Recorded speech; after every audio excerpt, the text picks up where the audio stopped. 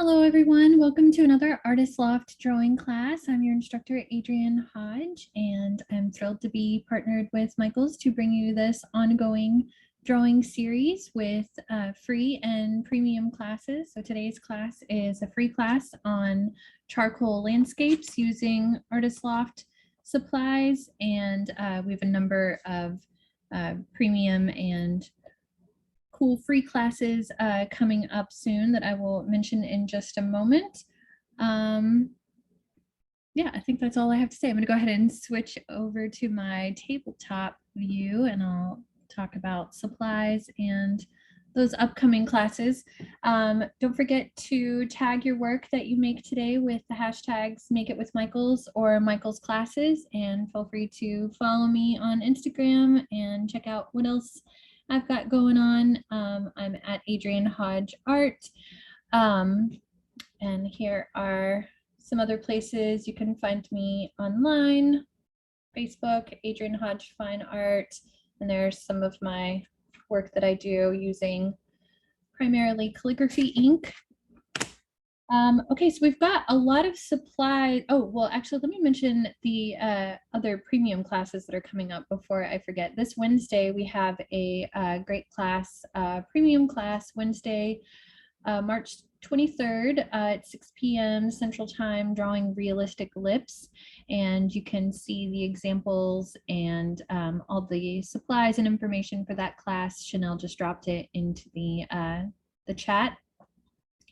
And then we've got a two-part pet portrait class, pet portraits in pen and ink, coming up on April 6th and April 13th, and then drawing realistic noses using inverted light on April 20th. And the one on April 20th, drawing noses, is a premium class. So we're really focusing on a lot of portrait drawing techniques and processes for achieving realistic portraits, breaking down the features in a lot of those premium classes lately. So if portraits are your jam, then you want to sign up for those premium classes, because the free YouTube link is, well, it's not a free YouTube link. The link to the recording will only be sent to those who registered for the class. So even if you can't make it on Wednesday night at 6 p.m. Central Standard Time, you can still sign up, and then you'll be sent the link for that class after it's done. But otherwise, it won't be posted on YouTube like these free classes are, which they're all easy. All the free classes, you can reference any of those in the Michaels archive of Artist Loft classes on YouTube. Okay, so we've got a lot of supplies we're working with tonight. With the charcoal, it's really not that much, but it's just very messy. So if you have never worked with charcoal before and you're one of those people who doesn't like to get your hands super dirty and messy, then charcoal is maybe not for you. It's not for everybody, because you really have to be okay with a messy desk and messy supplies and some fingerprints everywhere. One thing that's not on the supply list that I just have off to the side is a bunch of paper towels that I got wet, just because there might be a time in the class where I need my hands to be clean for you guys, and so I just grabbed that. So if you're just really don't like having your hands dirty, you might want to have some wet wipes or something nearby, because our hands are going to get dirty and it's going to smear around. There's going to be fingerprints like this on all of our supplies from the charcoal. It's very dusty. And if the dust bothers you, then try not to blow it around too much or things like that. You can use a fixative. They sell tons of charcoal fixatives at Michaels, or you could even use some hairspray, although it's not archival quality, when you're done, to kind of set what we do into the paper. Okay, so I asked you to get the Artist Loft drawing set because it has pencils and I just realized they're not quite on the screen. It has pencils and charcoal pencils and tortillons in it. And it also has the sandpaper block, which we are definitely going to use a little bit today. And we're going to, really get messy with the powder. So using the sandpaper will enable you to do that thing that I'm going to do with that in a moment. And then the charcoal set, which has the compressed charcoal. So the compressed charcoal set with black and with white. And then if you want to grab like a little dish like this, that would be good. I'm going to actually take my charcoal out of it now, because we're going to try to collect some charcoal powder in a little dish. So some sort of little ceramic dish or Tupperware would be good. I just like to use ceramic things because it looks nice on my desk. Okay, and then the reference photo I included in the supply list, or you can use your own reference photo of a landscape, and then watercolor paper. And I have the big pad of Artist Loft watercolor paper. I forget, I think it's 12 by 16 is the size. If I'm wrong, sorry, I've got something on top of the, the cover, so I'm not gonna flip it up and look, but I believe it was 12 by 16. It's pretty big. So, and then that drawing set also comes with a kneaded eraser, which I've been kind of playing with here while I'm talking, and then a synthetic eraser, and we might use both of those. Any questions about supplies before we get started?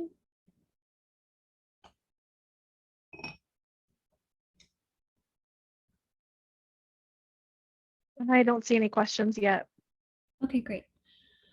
All right, so I'm gonna go ahead and move my example here and get a piece of blank paper. We're gonna dive right in. I'm not gonna do any preliminary sketching first on separate sketch paper, but if you want to do that, feel free. I am gonna start sketching in pencil first, and I'm gonna use a B pencil just so that my lines will show up very obviously for everybody watching on screen, but I recommend that you start with an H pencil so that your lines are easy to erase in case you make any mistakes. The B pencil is going to be heavier and harder to erase. And if this is your first time doing any kind of a drawing class and anything that I do feels a little fast, it is a beginner to intermediate class, but you know, we're going to cover a lot of ground pretty quickly, and I want to try to get my example as close to this example by the end of class. So if it goes a little fast at any point, just feel free to, you know, just try to stay with us, and then you can always watch the recording later and slow it down and pause as you go. There is one class that you also might look at if you're struggling just to use the pencils and charcoal, and that class is called Drawing Lines and Tones, and Chanel has the link to that class. She just dropped it in the chat, and if you're watching this later, you can find that on YouTube under Artist Loft, Drawing Lines and Tones. And in that class, I really just, it's a very nice, easy, breezy class where all I do is take out all the supplies in that Artist Loft 101 set and go through all the different lines and tones that you can make with each pencil and charcoal pencil and pen and everything that comes in that kit. So that's very helpful. Okay, so I've got this lovely mountain range landscape here with some trees in silhouette in front of it, which is perfect for a charcoal landscape because we can get some nice contrast going with some really dark charcoal. And then we've got some midtones here in the middle. So on our value scale from dark to light, if we're talking about absolute dark being a 10 on that value scale, I said I wasn't going to use my sketch paper, and then I am going to pull out my little Artist Loft sketch pad here just to show you a quick little value scale here. So if I have the darkest tone that I can make with this 4B pencil, getting that to a solid black, and then I pull up on my pressure, I can start to get more of a mid-tone there, and then I can kind of go over it to ease that transition from dark to mid-tone. and then less and less pressure until I get a lighter tone, right? So when I'm looking at this charcoal landscape, I've got a nice contrast from absolute dark, solid black, so a 10 on my value scale, and then I have some absolute whites, but not many. So my 0 on my value scale here would be my blank paper or solid white, my brightest white that I can get with that compressed white charcoal, and then absolute black.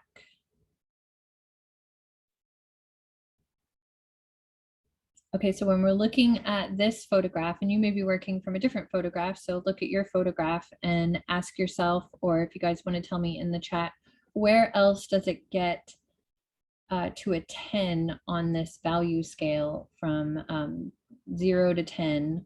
Where else do we see a 10 besides the trees?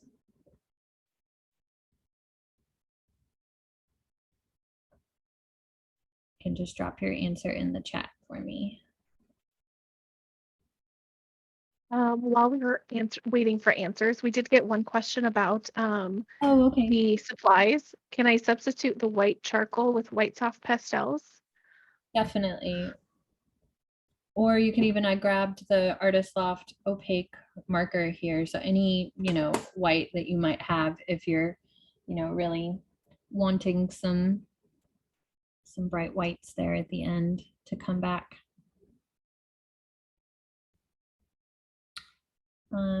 Any answers about where we see a 10 on the value scale other than the trees, other than that silhouetted tree line?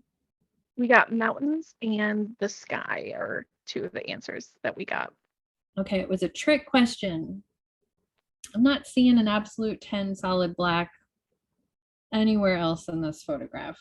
I would put those mountains at like an 8 or a 9. In the sky, I would put that at, somewhere around the same, since it's blue. If I were to make this photograph black and white, that would probably show up about the same dark as the mountains there. So maybe an 8 or 9 on the value scale. I don't think it gets to absolute black, like no light coming into it really anywhere else. Maybe a few little like hatching marks here. But we can always exaggerate and make things darker in our drawing than we are seeing in the photograph. But I just wanted to point that out just right off the bat, just to get you to look at your photograph closely and ask yourself the same question in case you're using a different reference photo than me. And having that shift from mid-tone to dark, having things not get absolutely black all over our drawing is what's going to make that mountain range in the front pop forward. So if you make the mountains as dark as the trees, there's not going to maybe be that same sort of separation. So and then, likewise with the sky, if you go super dark in the sky, it's going to be hard to pull it back out. So we really want to save our, like, all the pressure that we're going to put on these charcoal for the charcoal pencils and compressed charcoal, save that pressure for the absolute 10. So notice the pressure that you're putting on these things in the beginning. We want to stay pretty light. Okay, and then, but same question in reverse, where do we see absolute white in this photograph? And if you're not using this photograph, look at the photograph that you have and ask yourself that question. Observation is a huge part of a landscape drawing or painting. I'm seeing people say in the chat, sky and clouds. Okay, yeah, so but just a few little moments here in the sky. So like the edges of some of the clouds and a lot of these little like patchy moments here. So same thing when it comes to the sky, if we were to leave it all white or and not put some like subtle gray into all these different patchy moments in the sky, then we're not going to get that kind of sharp contrast that the blank paper and the white is giving us. So again, I just want to get you to notice that, and I just want you to look at your own photograph in case you're not using the photograph that I'm using, because yeah, observation is so important, and those are the things to notice at the start here. Okay, so I'm gonna take my little dish and I'm gonna go pretty quick here. It might,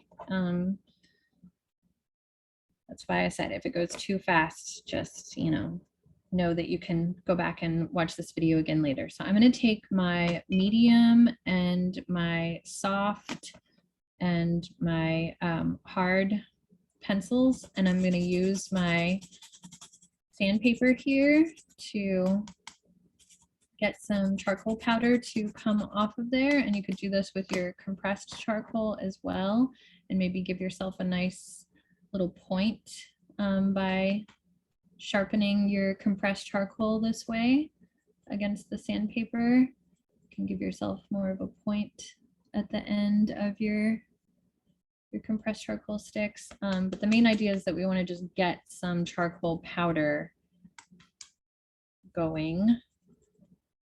And if I didn't mention it in the supply list, I know I said having a wet paper towel in case your hands get too messy, but having a tissue or two or another paper towel to help us kind of draw with would be beneficial as well. And if you're wondering how I sharpened my pencils like this to have such a long exposed part of the charcoal pencil, I mentioned how to do that in several classes. I demonstrate how to do it. I'm not going to demonstrate how to do it in this class, but if you check out the class Tonal Shading with and Without a Ground on YouTube, another free class from early in this series that Chanel just dropped in the chat, where you can look it up yourself if you're watching later on YouTube. That shows how to sharpen the pencil like that with a blade, and that could also help you with this class as well, because we're going to be tonal shading with charcoal here. Okay, so now I've got some powder, and I'm going to set that aside, and I'm going to take my B pencil, but you should use an H pencil. I'm not using this full page here. I'm going to kind of make a little frame just because I don't want to go off screen too much, but so I'm just going to kind of have an imaginary stopping point here for my edge of my mountain range. But I'm going to go ahead and start sketching in the mountain range. I'm starting from the farthest back in the landscape, and then I'm going to work my way forward. So I'm doing all these little mountain peaks that are sticking up in the back. And then I've got this really long one that goes in front. There's another one that kind of sticks up. We don't really need perfection here. If it looks like a mountain range, you're good. It doesn't have to look like that exact mountain range. It just has to look like a mountain range. Now we're doing the ones in the middle ground. There's not any linear perspective in this this photograph, but if you have some perspective in your photograph, it just occurred to me you might want to check out all the perspective classes that we've had so far in this series. There were a number of them back in September and October on atmospheric perspective and linear perspective, and I forgot to tell Chanel to grab those, but if you just Google, or sorry, search in YouTube Artist Loft and perspective, you'll see all those perspective classes.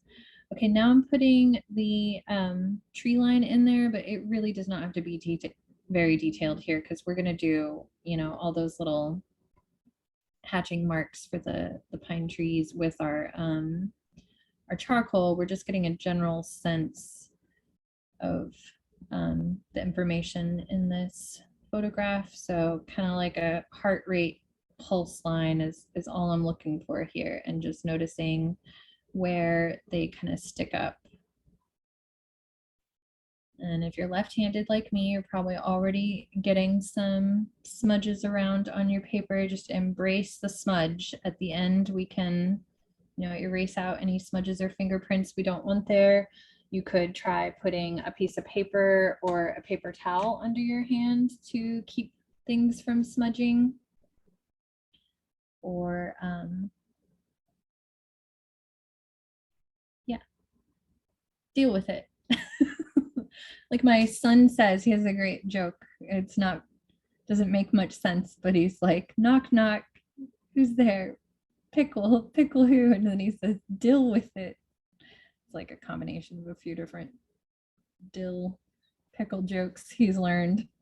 But yeah, when it comes to charcoal and people who don't like to be messy, that's where you got to just be like a pickle and deal with it, because I've just been teaching for many years, all ages, taught high school, middle school, adults, and some people just don't like charcoal, and that is fine. It's just not your cup of tea if you don't like things to get messy. I'll admit I've probably avoided doing it for this long in the Artist Loft series just because teaching at my desk here with it is, is messier than, it's hard to maintain this like pristine presentation on screen with all this mess going on. Okay, so we've got our foreground accounted for. We've got our frequency lines or our heart rate monitor lines for that tree line that's the most in front. But we're going to do that last because that's going to be so messy when we get it on there that if we did that first and then tried to do everything behind it, we're just going to end up smudging that tree line everywhere. So we want to account for where that tree line is going to go, but that's going to go on last. We're working our way from the farthest back in the photograph forward. And I could give you a whole bunch of reasons why you should do that, but in this beginner-based class, we're just gonna follow along and see all the benefits of doing that as we go.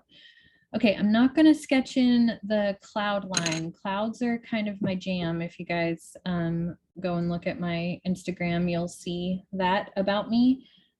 So you are getting a little bit of a free tips and tricks for drawing convincing clouds here. And so here's what we're going to do.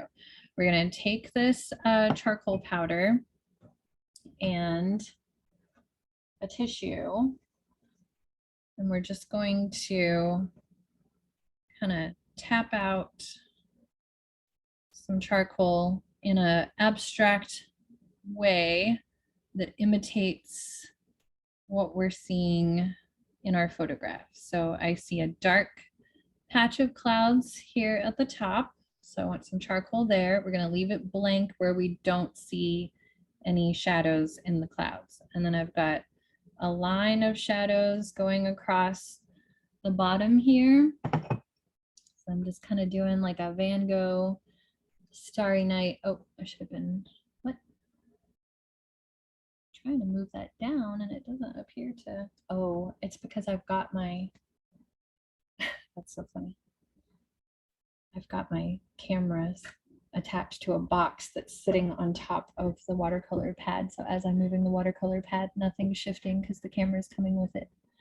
Okay, let me shift that up so you can see what I did there at the top of the page.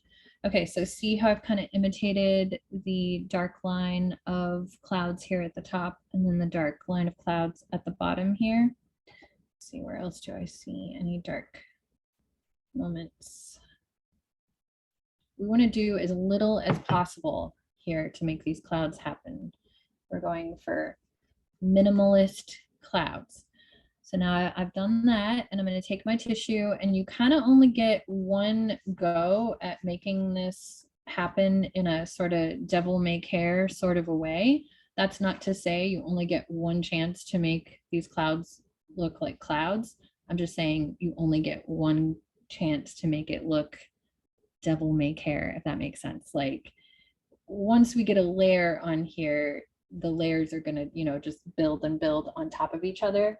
But I'm only going to do like one or two passes over my clouds because I want to really let that blank paper do the job up here. So this is my little I teach a workshop on drawing and painting clouds that I have quite the fee for, but here's your freebie on realistic clouds with minimal effort. So I just very casually smudged that around, and I kind of created a cloud line of white underneath it as I did it, and then nothing. That's it. That's all I did.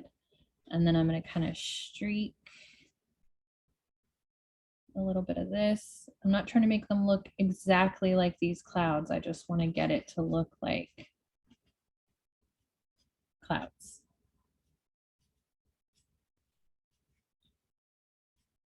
So I'm kind of doing a little circular motion here, and then I'm finding a clean part of my tissue and I'm streaking it with a horizontal line.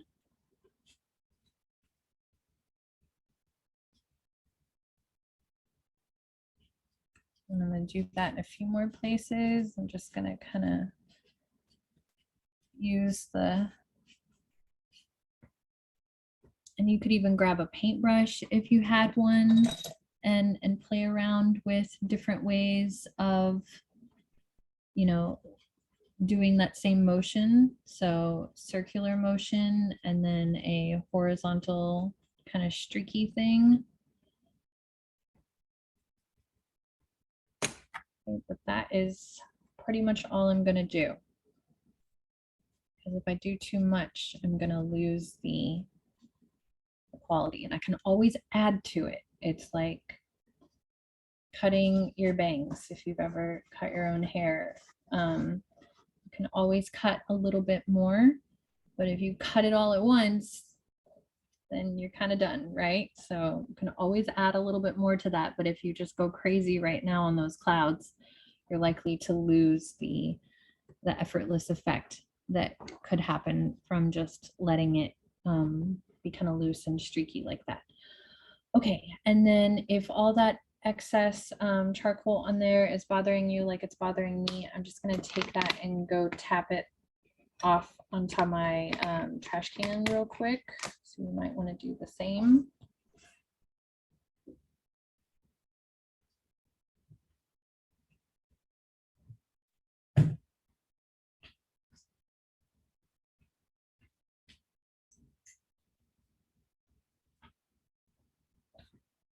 And then now, you know, if you're not totally satisfied, like I'm not totally satisfied, I don't know if I've achieved the effortless thing I was going for, but we're still going to add some white to them. That's not the last thing I'm going to do to them. I just want to avoid us overworking them too early. So that is a good place to start. But if it feels a little dark to you, you can grab your kneaded eraser and pull some of it out, and that'll kind of help you blend into it as well. You can do that same sort of thing that we did with the tissue, do a combination of horizontal brush strokes, or not brush strokes, horizontal, well, yeah, like brush strokes, but just horizontal lines or marks with your kneaded eraser to pull some of it out, or you can kind of draw into it and get that cumulus cloud feeling to happen. But anytime we're making art, we're making an optical illusion on the page. And once we get all this other information on here suggesting a landscape, these are going to be read as clouds. You know, the viewer is going to read them as clouds. So if you look at that and you read it as clouds in relationship to the mountains and the trees, then you're doing pretty good. Okay, so I'm going to leave that there for now and go ahead and work on these mountain ranges. If you liked the effect that you got with the charcoal powder, feel free to, you know, do that across the whole thing. It's just a messier way to work, but you could easily put all your dark values in that way and then have just kind of a push and pull between your darks and lights. But I'm going to take one of my compressed charcoals, charcoal sticks. I'm going to take the soft one, and I've kind of sharpened that one to a point a little bit there.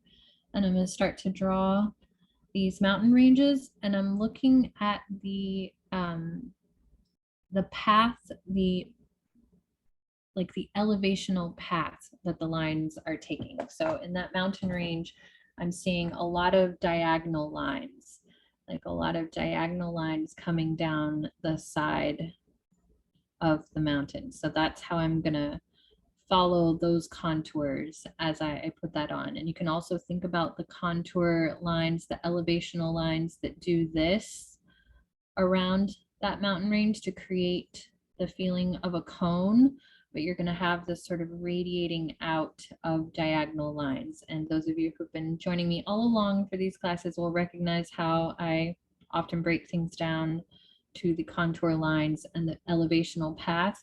We're working with pretty limited content here, so we've just got the repetition of these cone shapes coming down all of these mountains, and then we've got the vertical lines of the trees that sort of juxtapose against that. So that's the two directional elevational lines that we're going to have here. We're going to have lines that create cones, so curved lines that get smaller little half circles that go up the mountain, and then these diagonal lines that radiate out to create the elevation.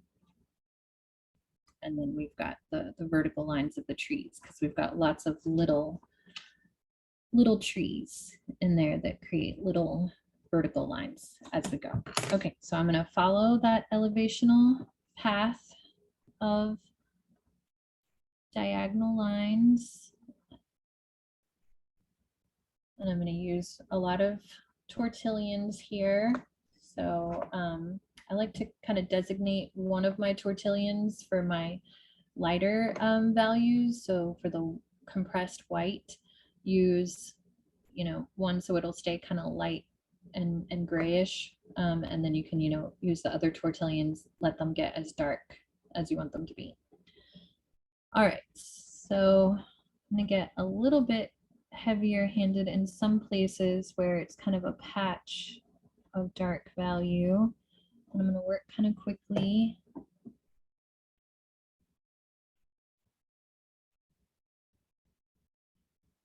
So I want these to be a mid-tone. I don't want them to get quite as dark as my tree. So I don't want to go super dark. Also, this mountain range in front here is a little bit darker. It's the one that's like our 8 or 9 on the value scale. So it looks pretty dark now, but we're going to really put the pressure on when we do the tree line.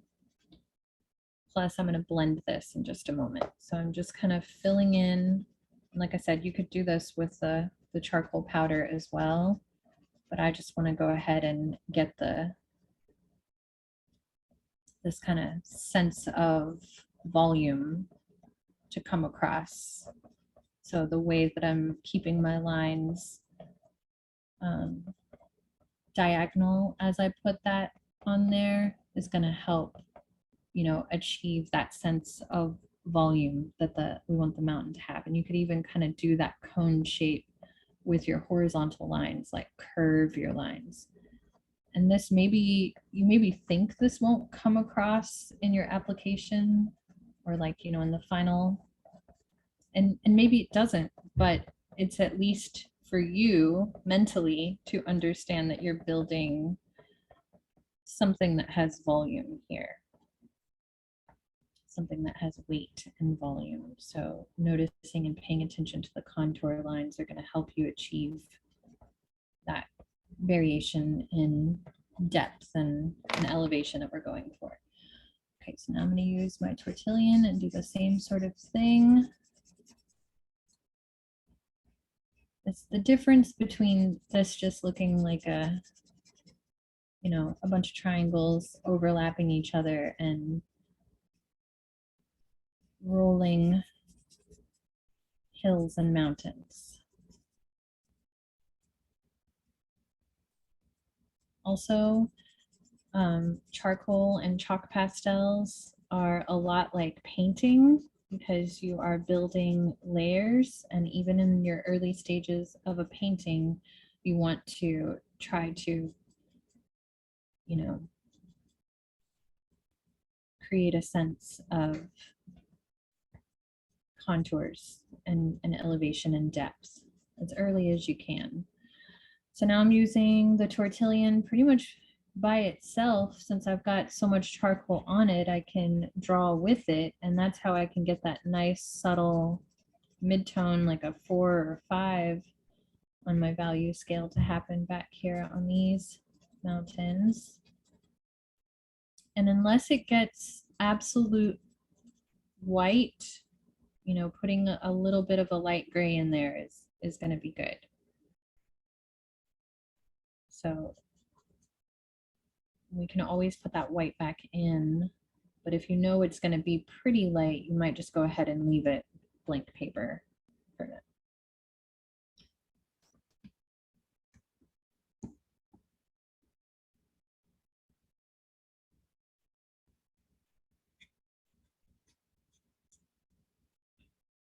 Or you can take your white and start to go ahead and blend it in to that gray, and that'll give you an even lighter gray, and that's how you can really achieve your like 1 and 2 and 3 on the value scale, is by mixing it in with the white.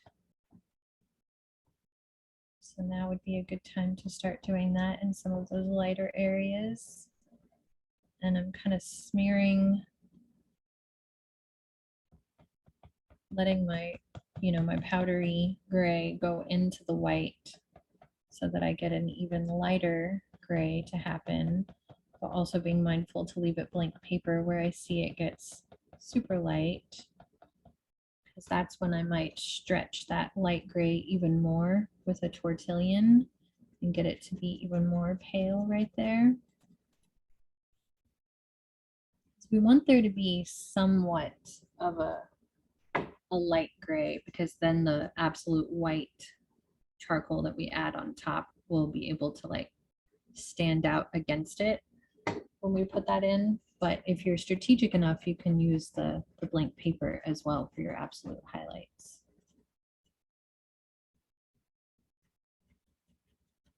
Adrian, we do have a question. Okay.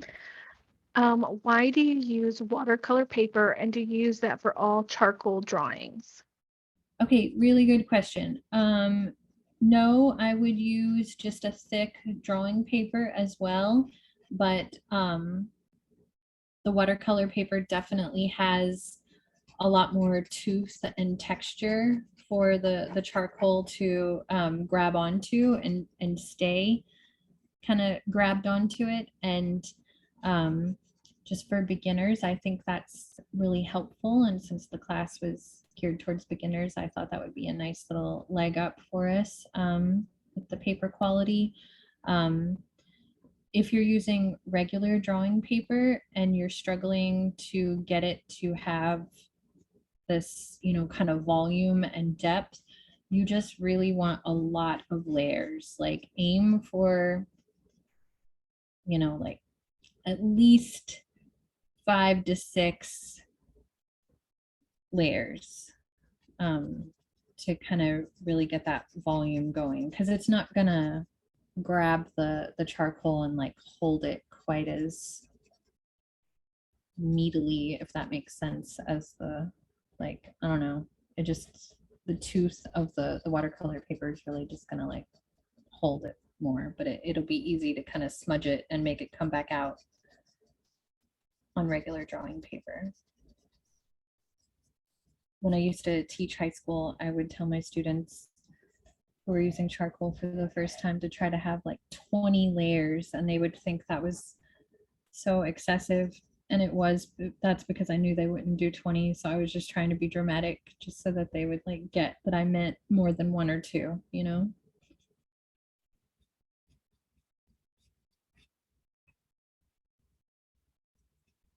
Okay, so I'm just noticing all these little patchy areas of midtones that I see throughout the middle ground here, and trying to sketch them in by following the the elevational path that I'm seeing there. So having that like kind of diagonal path that they follow down the mountains and that rounded cone feeling that we get around the rounder part of that earth there is important to just, yeah, achieve the sense of depth that we're looking for here. So if you just kind of fill it in without doing that, it might feel a little flat. So if it's feeling flat, try to make your application marks follow this elevational path. And if you're using a different photo, really pay attention to that, because I'm not looking at your photo if you're using a different photo to tell you, you know, which way the landscape may be dipping or turning or shifting. So pay attention to those things.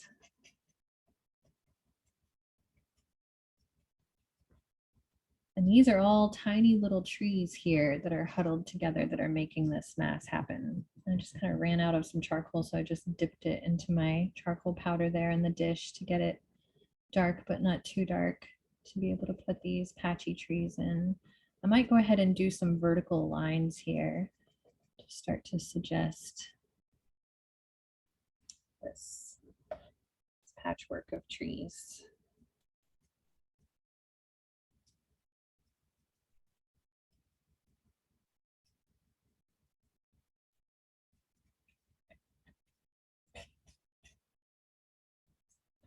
Actually, I think I'm just gonna pour some charcoal powder right here for all these little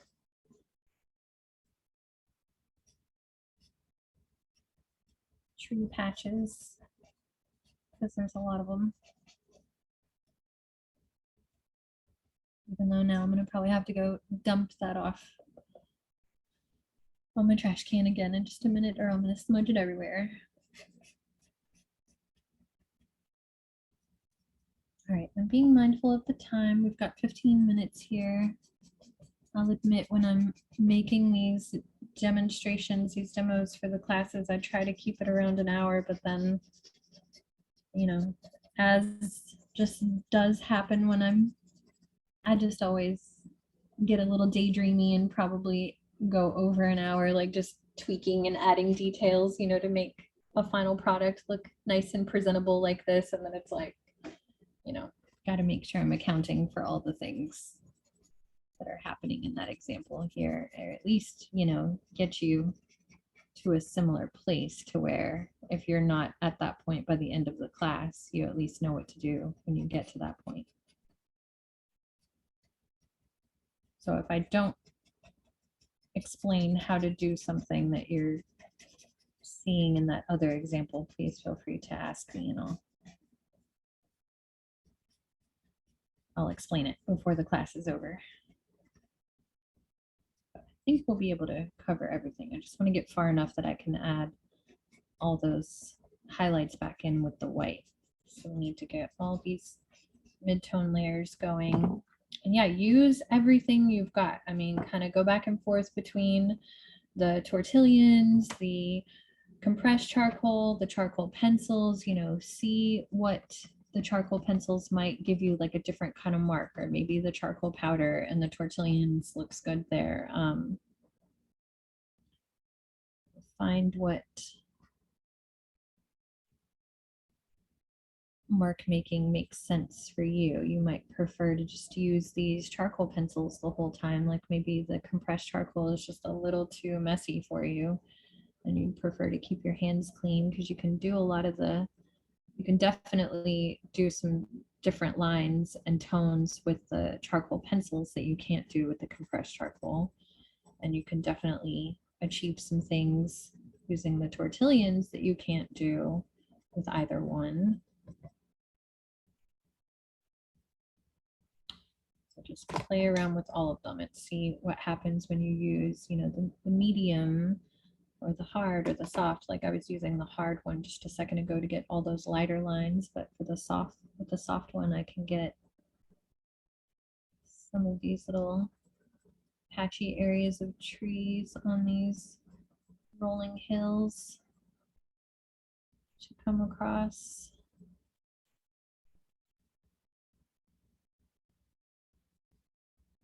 And that class on lines and tones that I mentioned before is a great class to refer back to if you're just, you know, wondering which ones do which and, you know, which ones you prefer, etc. You know, check out that class, because that one just, you know, the only thing I cover in that class, like we don't really draw anything, we'll just talk about what sort of marks you can make with the different materials and how many things you can do with the same material. Like, what all can I do with this soft?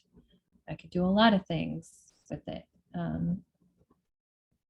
Like right now, I'm putting a lot of pressure on it to get a really dark tone to happen there. And I'm probably going, you know, almost to a solid black in a couple of places here, even though I said it doesn't get that dark in my landscape except for in the tree line. But like I said, that was a teaching strategy. The reason I did that was because I know a lot of people are going to be working with their own photographs or want to apply this class to a different photograph later. And that is step one, look at your photograph. You know, notice where it gets dark, notice where it gets light, notice where, you know, your blank paper needs to be for your absolute highlights, you know, and think about, you know, what's in the foreground, middle ground, and background, so that you don't, you know, paint yourself into a corner, so to speak, as far as putting something. Like if I had done that tree line first, and then I was trying to go in between that super dark tree line and get this little subtle, you know, landscape that's happening right here at the edge of those super dark silhouetted trees, it would be really hard not to just be smudging that tree line everywhere. You know, it would be so messy. So shift my camera to the bottom here so that we can focus on that soon. But yeah, you know, being able to take your time and, you know, put these little lighter details in right here close to where this tree line is going to go is what's going to make this kind of pop of contrast happen. So same thing with any photograph that you're working with. If you've got like an interesting sky and then a, you know, tree branch going in front of that, focus on your interesting sky first and then put that tree branch in last.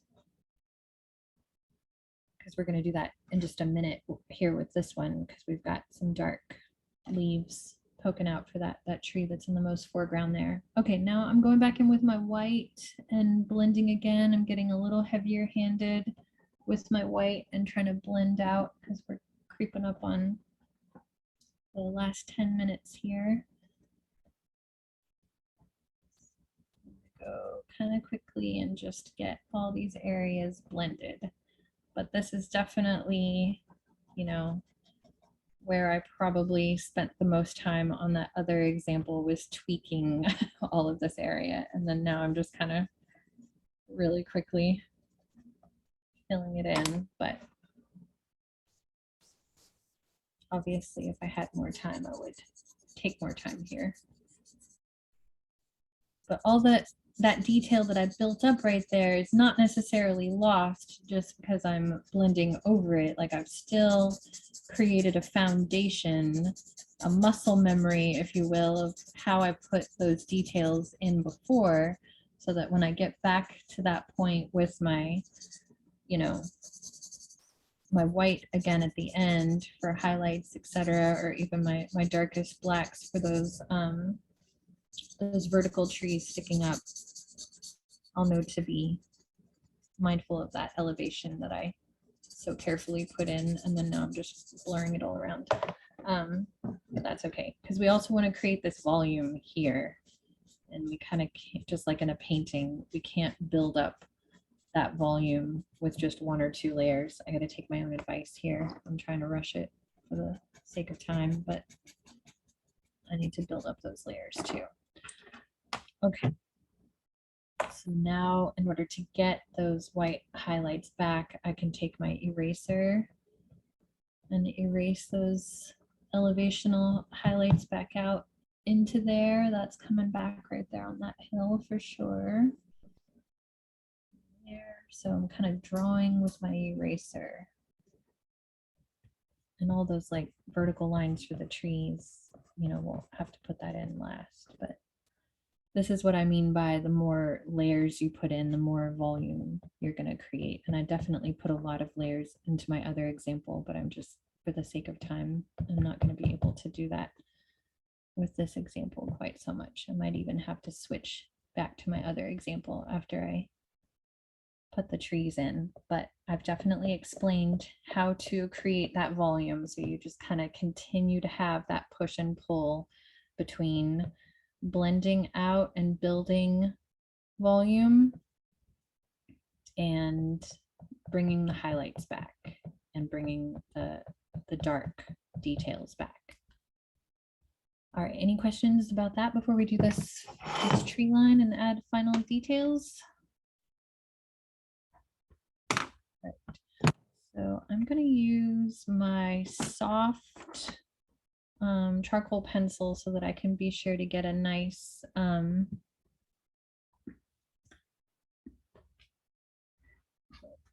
here. That's going the wrong way. Okay, so I'm starting on this side. I'm just going to do that same sort of frequency line or heart rate monitor line that I did with my pencil at the beginning to designate my little area for the trees. And then we're going to use the compressed charcoal and a lot of pressure. And it actually is pretty light right here. There's a little bit of a hill coming through right there, but I'm just going to make it all dark.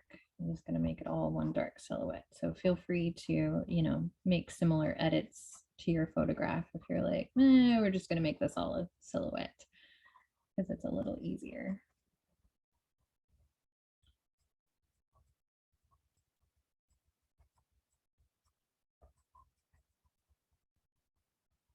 You get to make the rules in your own art making. I think it's so funny how we often like think you can't do certain things. And it's like, well, why? Who sold you that? Who told you that, you know, you can't make decisions about what to change in your work of art? I do not subscribe to that. Okay, and then my frequency line is kind of moving up the side of the page here. I'm just going to keep it one big frequency line there. All right, I got a lot of smudges. I don't know about you guys. So I'm going to take my soft compressed charcoal. So that's going to be my darkest one. And this is where you get to use all that pressure that you maybe have been holding back the whole time. And I'm just staying within that line mass, but filling it all in pretty solid. And if you want to go, you know, really mark by mark here and try to make your tree line match up perfectly and, you know, really draw all of these trees in separately, by all means, but I'm going to do it as just one big mass here. But I am going to try to keep my lines vertical the whole time because I just even had to stop myself from doing a big horizontal line to fill it in because it would maybe, that position of my hand could move a little faster. But if I keep it vertical, I'm going to maintain this optical illusion of the trees. And I know it looks like my lines are a little diagonal. I think that's because this webcam kind of distorts things on the edge of the frame. My lines are pretty straight and vertical here. Let me move that to the middle of the, so you can see that I'm staying with straight vertical lines.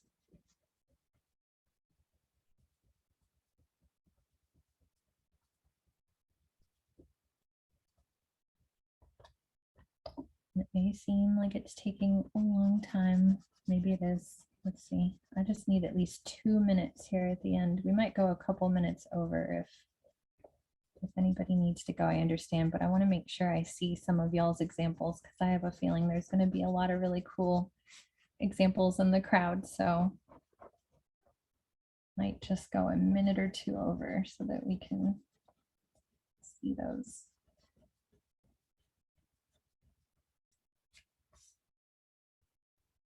Okay, and then when it gets to these little tree branches that are sticking out on the side over here, that's where we're gonna kind of slow down and get a little bit closer to the little individual pine needles, but not really individual pine needles, but just, you know, try to get more of a organic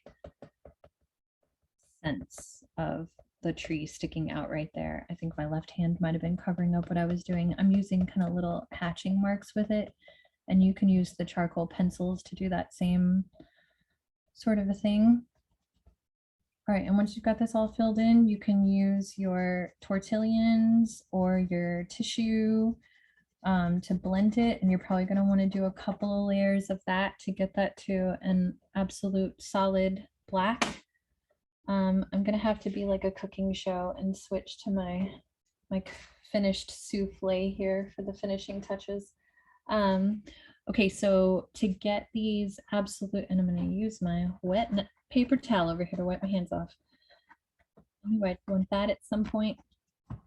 Okay, so when it comes to these like final details, that's where I want you to really pay attention to these vertical lines, because that's going to really create this sense of, you know, this repeated pattern of the trees in the foreground. Those are going to come across in the middle ground more and more that way. So pay attention to that.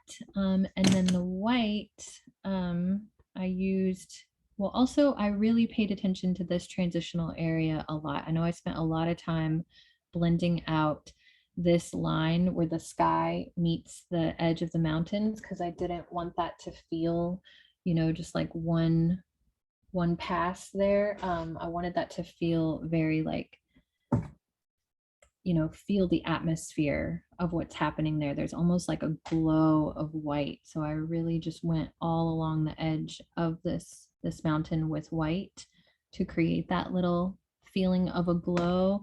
And then I blended that with my tortillion that I designate for my white charcoal. So that's how I achieved that. And then I definitely used my solid white. You could, you know, kind of clean this off if it got dirty, like mine got a little dirty, or just use a lot of pressure there. So a lot of pressure, and try to get your lines as thin as possible.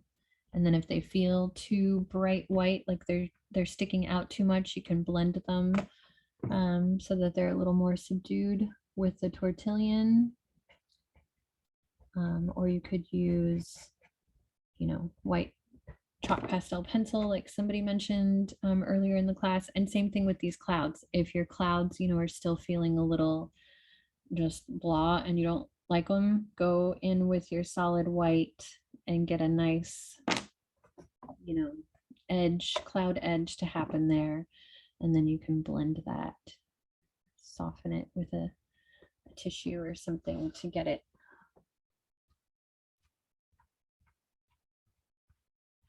you know, to feel soft. All right, any questions before we wrap it up? I'd love to see some of y'all's examples. All right, Chanel, if you want, or if you guys want to just hold your completed, or not completed, but wherever they are now, because might need some more work before we finished is a relative term, right? But let's see where they are now. Oh, really nice. Yeah, so you might just soften that that edge of where the cloud meets, or where the sky meets the mountain range there. Make that feel a little softer. I love those birds. Very nice. Ooh, I love the clouds. Ooh, I see one that's got some really nice contrast. that we haven't spotlighted yet. Oh, very nice too. Yes. So maybe pull some of the darkness out of those midtones there on that one so that it feels more contrasted to the foreground.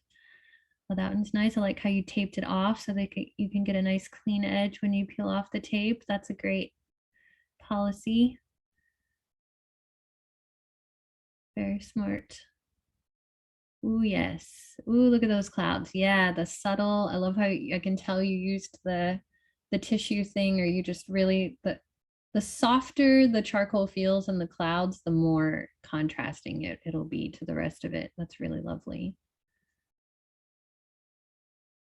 Very nice. Yeah, exactly. Same thing. The more soft and blended we are with those mountains, and then the even more softer with the clouds, the more you're going to have that separation between those different parts of the landscape.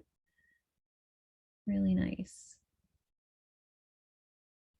Very nice. Yeah, we just need some more, but yeah, the sky is nice and soft compared to the mountains, and then it's coming along. All right, y'all. Thank you so much for sharing. Oh, I like that landscape over your shoulder too that you had, that last person that we spotlighted. And look at that lovely piano. All right, well, thank you everyone for joining me for another wonderful class. Always love to see those examples at the end. Really just makes me feel like I did my job. And yeah, tag them with my Instagram at Adrian Hodge Art on Instagram so that I can see them if we didn't get to spotlight you. And hopefully I'll see all of you on Wednesday for the premium class for drawing realistic lips. Should be a lot of fun. All right, thank you and have a great rest of your Sunday.